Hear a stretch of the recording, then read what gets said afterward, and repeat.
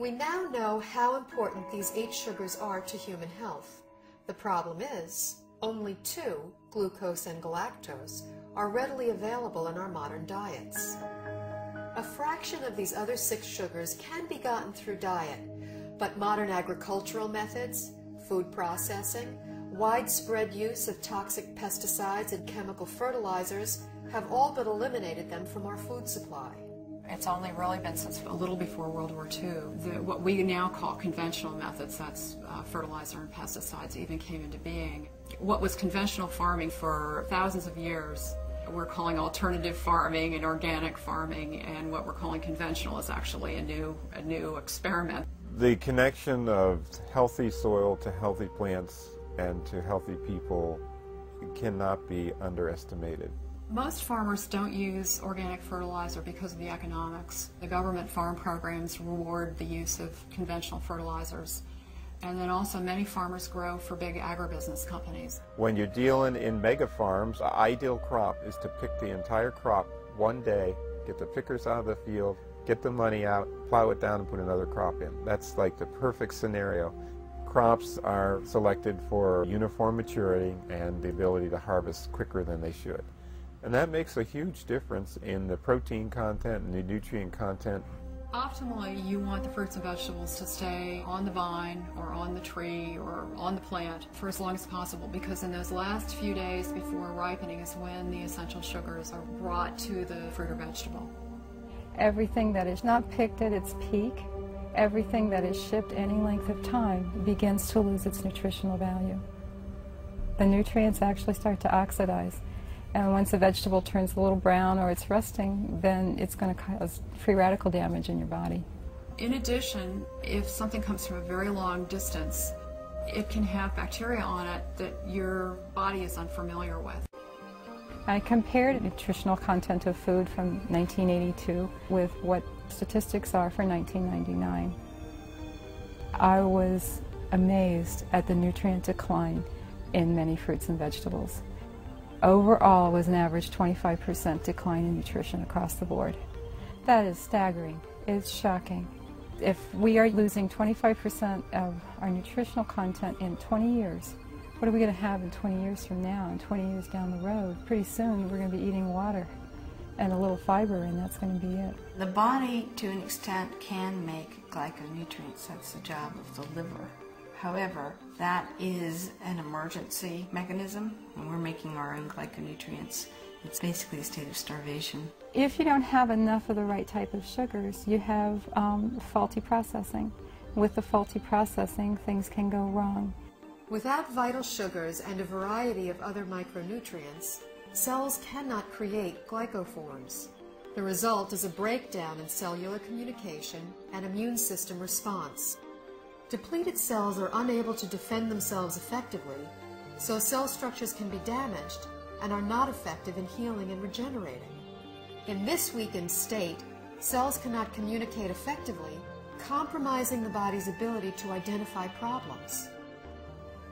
They are also unable to destroy pathogens such as viruses, bacteria, and fungi, and cannot identify mutated cells so the immune system can eliminate them. For example, when a person suffers from an autoimmune disorder, their compromised immune system may respond inappropriately and treat altered normal cells as intruders and destroy them. It may allow mutated cells to proliferate, or the immune system may not respond at all, leaving the body extremely vulnerable to many types of infectious agents. Because they're not getting everything they need from their diet, people are doing one of two things. The first thing they do is nothing. And many people are ending up with chronic diseases, or they're getting sick more often. Their health is somehow degraded as a result. And other people are using supplements, including supplements of sugars. We need to eat the right foods to make the right structures to have optimal health. There's a break in the link here because we can't get that food anymore in today's modern diet. Therefore, there's a need to supplement with a type of nutrient called a glyconutrient. When I first learned about these glyconutrients, the concepts made sense to me, but I was very skeptical about using them. It seemed like there were a lot of people making claims that it could help with all different sorts of health conditions. And anytime I see that, I throw my hands up and I say, you know, that this can't be true. The big shift for me was seeing how many different countries were researching this. The University of Oxford have their own glycobiology institute where they were studying this as early as the late 1980s. Countries all over the world, Japan, Germany, Switzerland, Finland, New Zealand, Australia, were looking at these nutrients and their clinical application, as well as in the United States at Johns Hopkins, MIT, University of California, Irvine. Once I realized how crucial these supplements are for human health, I felt compelled to offer them to my patients in my practice. When I started with the patients with the most serious health challenges that I wouldn't be able to help previously, the results that started coming in were amazing. We just started to see people gain their health back. I had a difficult time getting through the day. I had very low energy, and I was not in very good health. I started on a glyconutritional program big time. Now I don't have a pain in my body. I don't have any restrictions on my capabilities. I feel younger than I was at age 69, and I'll be 79 in a matter of days. Since the time I was 17, I was always on medication, and nothing was working. I just started to resign myself to being this sick adult. I took these glyconutrients, and it's changed my life completely. I'm on a road of recovery where I feel I'm more alive than I've been in over 10 years. It was to the point where I prayed that if my pain doesn't go away, I just want to die. I went ahead and decided to start taking glyconutrients, and I was completely, within 3 weeks, pain-free. I can do it all again. I feel like it's been given back to me, and that's what I'm thankful for.